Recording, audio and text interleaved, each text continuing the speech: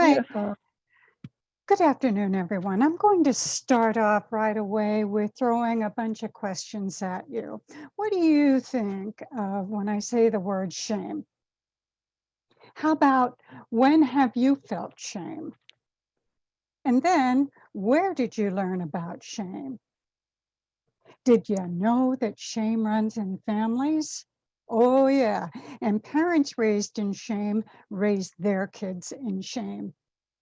And did you know that shame protects itself with an outer layer of shame simply about having shame?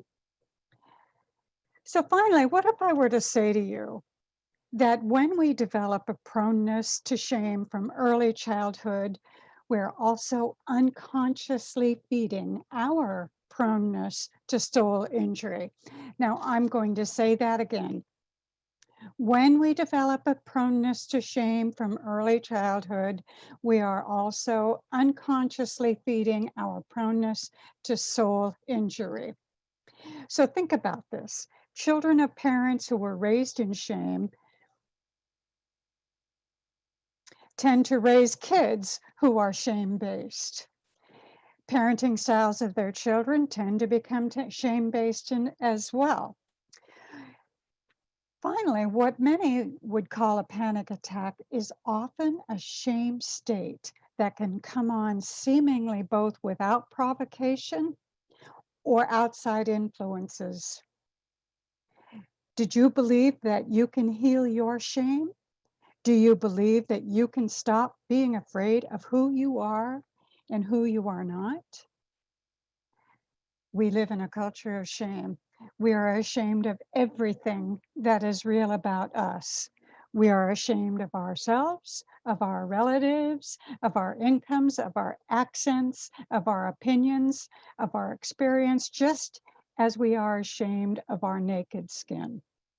Wouldn't you agree that these very words written 117 years ago point to exactly what's going on in our culture today? And our leader, Deborah, says that shame is the single most influential factor for acquiring a soul injury. So our goals today are two. We're going to understand shame as the major underpinning of soul injury, and we're going to be able to differentiate between shame and toxic shame. And the way we're going to do this is we are going to identify and utilize the language of toxic shame. We will be increasing our knowledge about the research on shame, and we will recognize and respond when you or another has entered into a toxic shame state. So shame, the crucible of isolation. Nothing isolates the human spirit more than the pall of shame. Shame wants to cut us from the herd. Shame wants us alone and separate from our families and all supports. So, having taken this into account, how really deep is our understanding of shame? Well, it's intergenerational. It takes hostage of the genuine parts of ourselves. It actually feeds on itself. It's hostile to openness, honesty, and connectedness to others. There is no difference between men and women in our experience of shame. As you know from presentations that Opus Peace does on forgiveness, guilt and shame are two different things. We're going to address shame today, but what we're going to do is just remind ourselves that the main factor that differentiates guilt from shame is that when we say guilt is adaptive, what we're saying is that guilt is intended as a catalyst for change and growth, especially during child development. And it's like the internal voice says, I did this bad thing and I can't wait to make it right. I've got to get this off my chest. Then we learn from it, we grow from the experience, and we do different things in the future. But But shame, let me see. Shame is different. Shame tells us that we are bad. We are rotten to the core. We are not good enough. Something is wrong with us. Shame is the obstacle that makes it nearly impossible to re-own and rehome those scattered pieces of ourselves that have been literally sliced away from our true selves and what we were meant to be. I want to tell my story of toxic shame. By the time I was in kindergarten, I was vaguely aware that there was something wrong with me. My low tolerance for frustration got me into a lot of trouble, which was remedied by adults who just heaped on more shame. Even my first grade teacher wrote a note to my parents that something was disturbing Louise. So until junior high, it was routine for me to be seen waiting outside the principal's office. The toxicity building up inside of me knew no bounds. And my parents? No idea what they were doing in their efforts to straighten me out. You know, it wasn't so much the physical abuse by my dad, it was the name calling, the looks of disgust from my mother, and the harassment from my brother. I want to ask you, what 9-year-old considers suicide as the way out from the weight and pain of believing themselves as unlovable and worthless? 7th grade, my shame-based identity was etched into my very being, but you'd never know it. Not by the smile on my face, in spite of getting into trouble so often. But on the other hand, I want to let you know about some loveliness in my life. Horses. What a joy it was to be a little girl of 10 and to be given this sweet, beautiful little Mustang that I named Pepper. I adored caring for him. We were friends who spent untold hours together, just hanging out in the wide open spaces. But when I was 13, we were in an accident and I suffered a severe traumatic brain injury as a result of the fall that we took together. My recovery was difficult. It was confusing and painful, not only for me, but my family, who was totally unprepared for the aftermath of my injury. Now, to be clear, I did not acquire post-traumatic stress as a result of this accident. I was able to function without triggers or nightmares. Neither did I have a moral injury because there were no beliefs that I had that were violated. It was my parents who were traumatized, not only because their daughter was so severely injured, but also because of the challenges in managing their own shame, anger, and rage around the drastic changes in my personality and behavior. In the weeks that followed, our home became an atmosphere that was charged with electricity, short tempers, blaming, raging, and shaming. All of us expected that everything was going to snap back to the way it was before my accident. And then after a week or so, I would be functioning as the happy, smiling kid that loved horses that my parents thought they raised. But what they were witnessing, though, was an explosive surfacing of everything that had been eating away at me from my earliest years. Oh, we were all clueless about our traumatic brain injury in 1963, not the way we know to expect these kinds of changes. But the stark reality was that as a family, our lives were forever altered. The impact of my TBI burst like a keg of dynamite, and the fallout was at times doubly aggressive, destructive, impulsive, and confused. My parents, of course, reacted to this with like-kind corporal discipline. It's what they knew. But we were all walking on eggshells in an environment that was uncertain and unsafe. I adapted by stuffing my feelings while wearing this mask that made it seem I was happy and back in the saddle.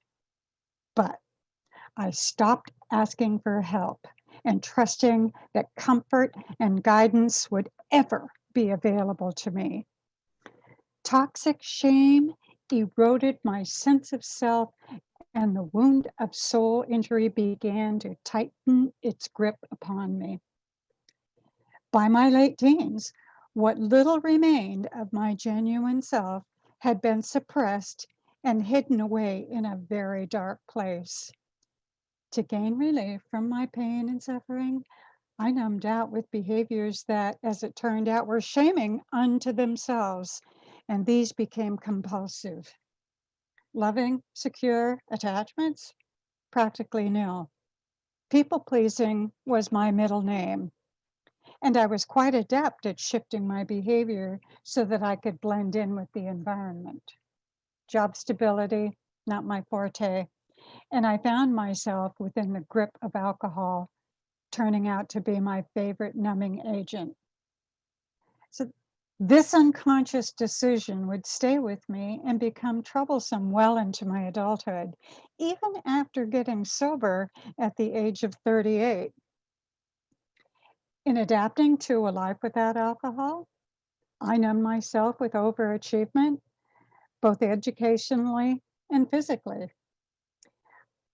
It took a few years, but I finally chose a different path, and that was to stop numbing out with overachieving behaviors and instead focus my energy on building my internal strengths. Daily emotional workouts, skill building, and strengthening my ability to be present with Louise and the mindful of each moment. But the real game changer was just around the corner. In one of my random internet searches, I came upon the term soul injury. I fervently read the definition: becoming separated from your real self. WTF. This was me. Soul injury described me. Finally, I could see that there was a language that put words to my painful life experience. And I was amazed that with all the many years of graduate and postgraduate studies in counseling psychology, that I never encountered a concept that was so relevant and yet so ignored, not only in my life, but in others as well. So let's look at shame on a continuum. So starting from the green left, we've all got some shame. Some researchers point to shame as a survival of the herd adaptation, just as with fear, anger, and aggression. So when we say we have this level of shame as corrective, if connective, we can distinguish shame from toxic shame by the quality of attachments formed with parents and others. When we are vulnerable, our internal feedback loop activates, and there are some physiological effects of shame. But when we look at toxic shame, think of the word malignant, like a cancer. We can see the toxic shame takes an active role in slicing away the parts of ourselves. And so we attach ourselves to numbing agents and we bury the pain of our soul injuries. We're going to take a look at toxic shame state as we move along. And then there is shameless. Now, I did not achieve this level of shame, though I know I can think of groups, and I think you can, of individuals who most certainly do fit this profile.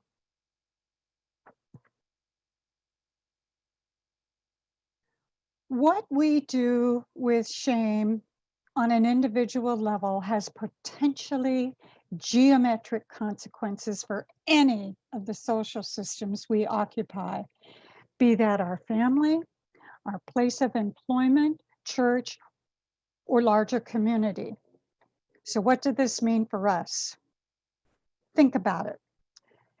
Do each of us radiate our own shame into this epidemic? And if so, what is our part in slowing its spread?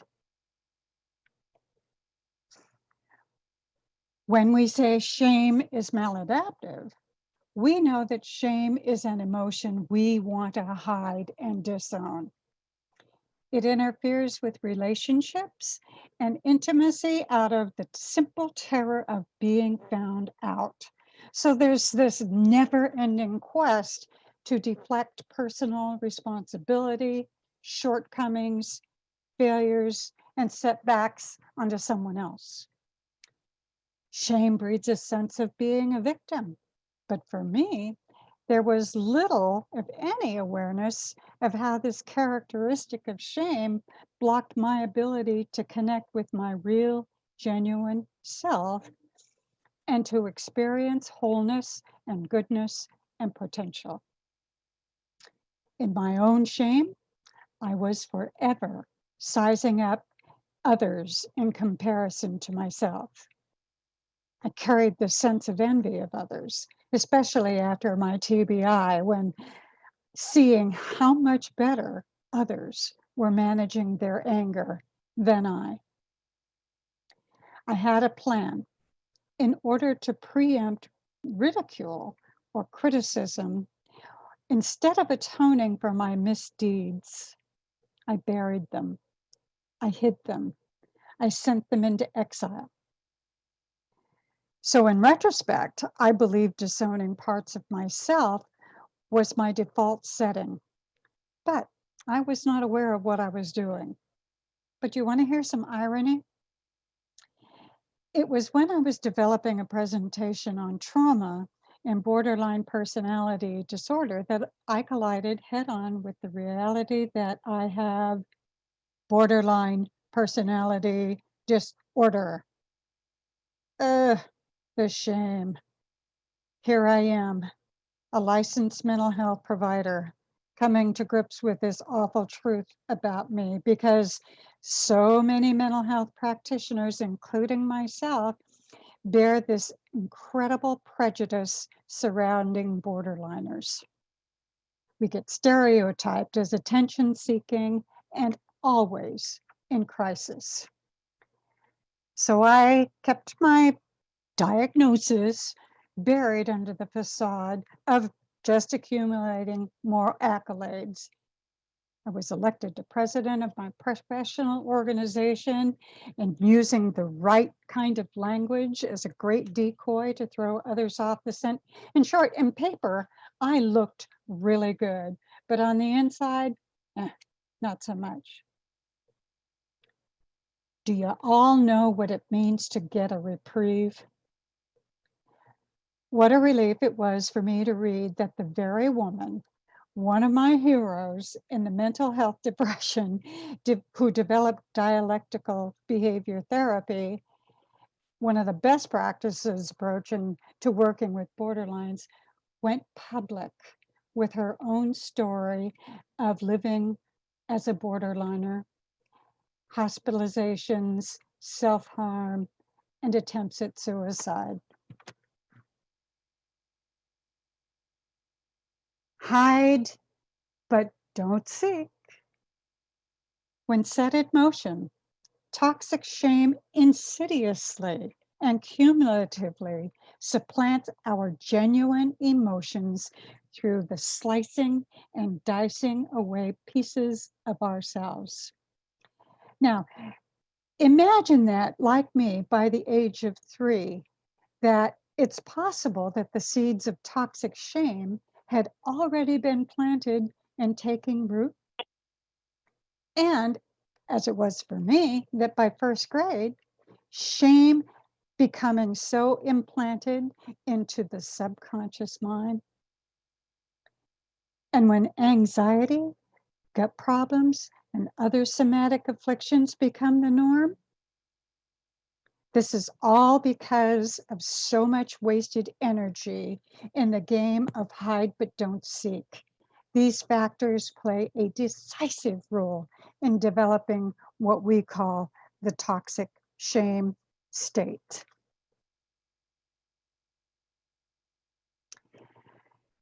In the body, it might consist of a feeling of heat, of nausea, red face, prickly skin, and most certainly a jolt to the core.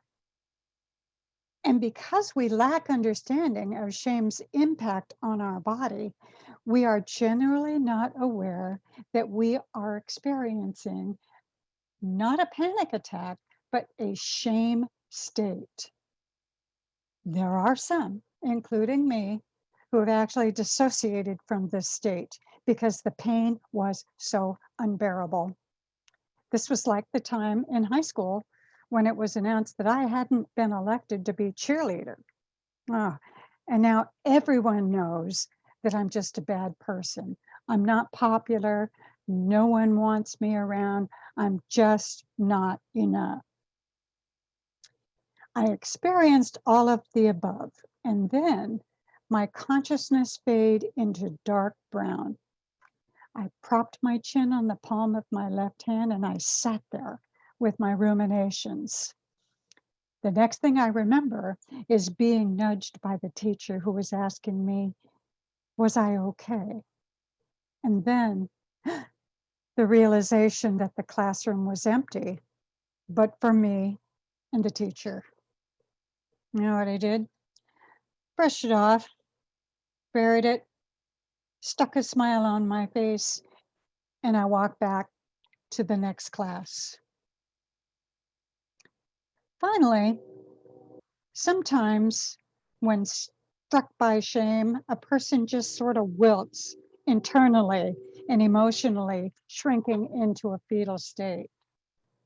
For me, there's just too many episodes of this kind of wilting to count, but I got to tell you, the messages were always the same. Not good enough, unworthy, who do you think you are? And most certainly not lovable. So here's a graphic of what a shame state looks like. Literally, in a fetal position, a physiological response, want to hide, can't get away, want to crawl away, with all of the emotions that have totally flooded our consciousness. So in my own shame, if I were to think about a normal, toxic, shame-based day, I'm going to be on the lookout for any threat that would expose me. I've got my defenses and my countermeasures lined up and ready to deploy. I might not be aware of what I'm doing, but rest assured that I am anxious and on alert status overall. If I'm feeling particularly vulnerable that day, again, not aware of what's going on, I'm going to be more prone to arousals of my shame. And depending upon the level of my vulnerability that day, I can expect to be met with toxic shame and the pain and the humiliation of having been exposed. When we think of how painful are all the parts of us that have been severed, we attach ourselves to numbing behaviors to keep those hounds at bay. So here's a familiar slide. Take a look. Which ones do you use? When we talk about damaging toxic shame is to our physical health and well-being, take a look at this list and remind yourself which one of these are most likely to spawn health problems later in life, or might be the underpinning of any health problems that you may have. What about mental health problems? You know, the important thing here is that each of us know what our numbing agents are so that we each bring awareness to the ways that we are keeping ourselves unconscious. Now, at end of life, people often look back with regrets. They take a broader perspective and they see things that they could have done differently. Many times they come to the realization that maybe they misused their numbing agents to separate them from people who love them and from their own self. I know I did. Just remember, each of us deploy tactics to camouflage our pain. Admittedly, camouflage is important in unsafe environments. But here's the rub. We wind up wearing our camo at home with ourselves, with others who are trustworthy. Where does that lead us? Well, it leads to a passionless life and difficulty forming and keeping healthy attachments to others because the energy we invest in making a desirable impression. At what cost to our soul? A word of caution, providers. Many times, those of us in the helping fields will unconsciously detach and use our numbing agents under the disguise of maintaining professionalism, not realizing that we too are numbing ourselves out. This is the cost that often leads to job burnout. So looking to the future, for part 2 of this webinar, which is a couple of months down the road, what I have done with my own research and shame-based story is to carefully examine each of the 8 statements contained in the soul injury self-awareness scale. Having researched shame and discovering, to my surprise, how shame-based my entire life has been, I looked at the Opus piece soul injury self-awareness scale through a totally different pair of lenses. What I noticed is that the validity of each statement could be explained through my new knowledge of shame. But my question was, how can this help us in Opus Peace in delivering the message of soul injury? As I moved further in developing this presentation, the answer came. If we are going to witness and abide with others' soul injuries, there's a language to learn and apply in witnessing our and others' shame-based stories. Finally, it would be nearly impossible to say the words shame and vulnerability without referencing Brené Brown. TED talker, researcher of shame and vulnerability, tip of the spear, outspoken advocate for overcoming our shame-based fears, and to sit courageously with our vulnerability. Brené's work over the course of 10 or so years has identified that we have a silent epidemic of shame, that we're not going to escape shame. It's always going to be with us. But having said that, we can cultivate resilience to shame. We can recognize this and embrace our vulnerability, put it to work. We can develop the ability to be ready with countermeasures when shame makes its appearance. We can become resilient by developing a critical awareness of our own culture's shaming expectations. Empathy can be developed. There is a language of shame to supplement the language of soul injury, and we can begin to differentiate shame from other maladies of the soul. And finally, through shame resilience theory, we can develop a greater emotional competence.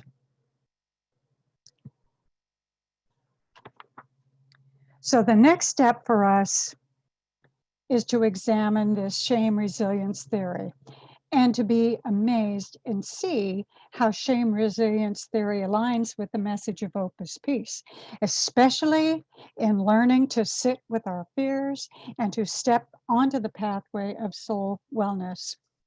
We, all of us, have a seat at the table. I want to thank you. There's a lot to lick and chew on today, so I'm going to pass the baton back to Beverly. Thank you. Thank you, Louise. Can you put up that last slide with the next webinar date on it at the very end? Oh, perfect. Well, cheers and applause, Louise Sutherland-Hoyt. Thank you for pouring out your heart and your life for all of us today. That was a stellar presentation. And Louise, Opus Peace appreciates you and your willingness to share your knowledge and your experience with us. Blessings on you, Louise. And so, ladies and gentlemen, that concludes our monthly webinar for November 2020. Our next ambassador and individual member webinar takes place on Tuesday, December 15 at 4 p.m. Eastern Time. We hope that you'll be with us. We look forward to you being with us. So have a great rest of your afternoon and evening, and take good care. Bye, everyone.